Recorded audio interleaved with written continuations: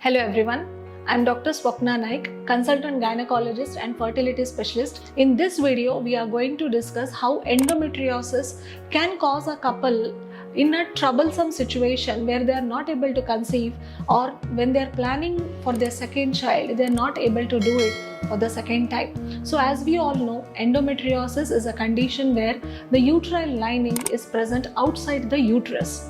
So the most common places where this uterine lining or the uterine glands can be present are the ovaries, you have the broad ligament, you have the pelvic surface, you have the peritoneum, you have the diaphragm, you name it.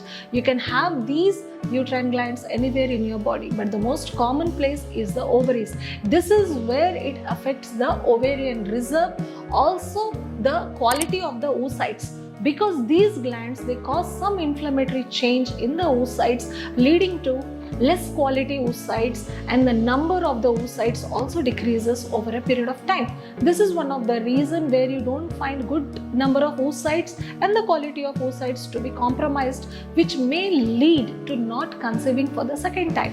Another thing which can affect for not conceiving or creating a problem for the couple not to get pregnant for the second time is by distorting the anatomy of the pelvis. As we all know, uterus is connected by two tubes laterally, and which in turn are connected to the two ovaries laterally. So when these endometriotic glands are present over the surface of the uterus, or in the pouch of Douglas, or in the ovaries, or on the peritoneum, they cause severe adhesions, severe scars.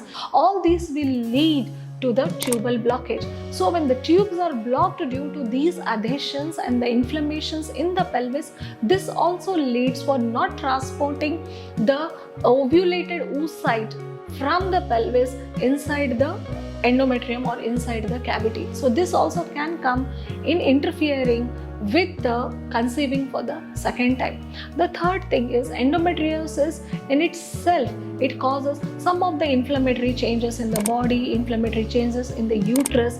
Usually it is associated with adenomyosis, where the uterus is bulky, where the uterus can't help in implantation of the embryo, the contractions of the uterus is more. So these all causes may lead for not conceiving for the second time. During the first time, there might be mild to moderate type of endometriosis, not a severe one, which might have helped the couple to conceive easily in the first time. But really, if it grows, if the grading moves from grade 3 to grade 4, surely they will have a problem in conceiving for the second time. Thank you.